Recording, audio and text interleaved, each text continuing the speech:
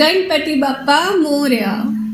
बस बप्पा के जाने का समय आ गया, विसर्जन का भी समय आ गया और बीच में एक दिन, उसके बाद बप्पा चले जाएंगे। मैं ये प्रार्थना करूँगी बप्पा से कि हम सबकी ज़िंदगी में जितनी भी प्रॉब्लम्स, जितनी भी दुख तकलीफ़ें हैं, वो अपने विसर्जन के साथ साथ ये सब हमारी ज़िंदगी से लेकर चले जाए और अब हमारी ज़िंदगी में सिर्फ़ और सिर्फ खुशियों का वो रास्ता खुला हुआ हो जिस पर हम सब चलना चाहते हैं। नमस्कार, शून्य the power of empty mind में आप सबका फिर से स्वागत है।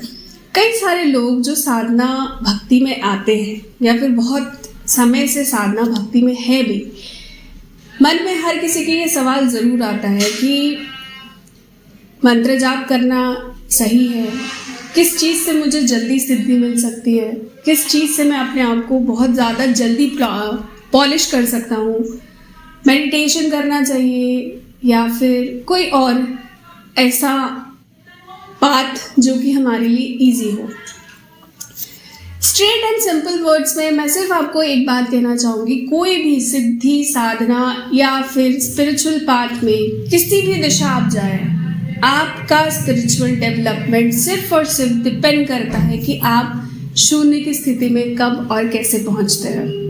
जैसे जैसे आप शून्य की स्थिति में पहुंचते जाएंगे, आपकी सूक्ष्म नाड़ी बढ़ती जाएगी। जहां आपकी सूक्ष्म नाड़ी भरेगी, आप अपने आप उस स्पिरिचुअलिटी के पाथ पर इजीली डेवलप करते जाएंगे जहां पे आपको करना है।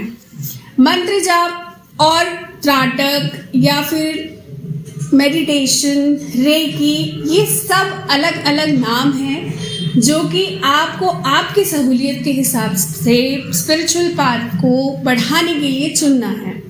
बट इनमें से सबका ही सिर्फ और सिर्फ एक ही निष्कर्ष है, वो है समाधि की स्थिति, समाधि की पहुंच। जब तक आप वहां तक नहीं पहुंचेंगे तब तक आप नहीं कर सकते इस चीज़ को अपने अंदर डेवलप।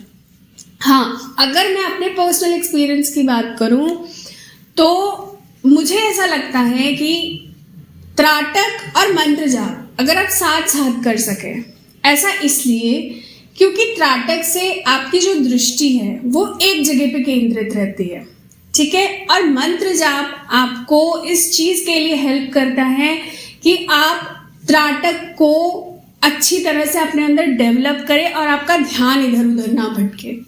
ऐसे में क्या होता है कि त्राटक और मंत्र जाप दोनों की सिद्धि एक साथ होना आपके लिए थोड़ा सा आसान हो जाता है। पर यहाँ पे भी वही बात है कि आप जब तक शून्य की स्थिति में नहीं पहुँचते, आपकी सूक्ष्म नाड़ी डेवलप नहीं होती, आपकी ईड़ा पिंगला नाड़ी की समझ आपको नहीं होती, तब तक आप स्पिरिचुअल पाथ में डेवलप नहीं कर सकते। अगर इन सब से थोड़ा हटके मैं बात करूं, रेकी भी एक बहुत अच्छा तरीका है। आप अपने आप को स्पिरिचुअली ग्रो भी कर सकते हैं। इनफैक्ट आपके अंदर जो एनर्जीज हैं उनके साथ आप बहुत इजीली खेल सकते हैं।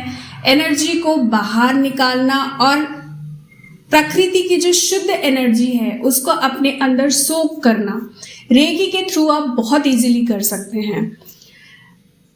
जिस तरह जैसे जैसे आप धीरे धीरे शून्य की स्थिति में पहुंचने के नज़दीक पहुंचते हैं, ये बोलना बहुत आसान होता है। कई लोगों को सालों लग जाते हैं शून्य की स्थिति तक पहुंचने में, पर यहाँ तक पहुंचते पहुंचते आपके चक्र क्लीन होने लगते हैं। आपके जो कर्म का बोझ आपके ऊपर है वो धीरे धीरे जाने लग जाता है। जब तक आप शून्य की स्थिति में या समाधि की स्थिति में आकर अपने आप को श्रिंक करना शुरू कर देते हैं या फिर पहुंचना शुरू कर देते हैं, तब तक इंटरनली आपके काम काफी हद तक होते रह जाते हैं जिसकी आपको समझ नहीं होती। पर ऐसा कुछ भी नहीं है कि आप कोई एक रास्ता अपनाएंगे तो दूसरे रास्ते से वो पहला रास्ता आपको जल्दी उस मुकाम तक पहुंचाएगा।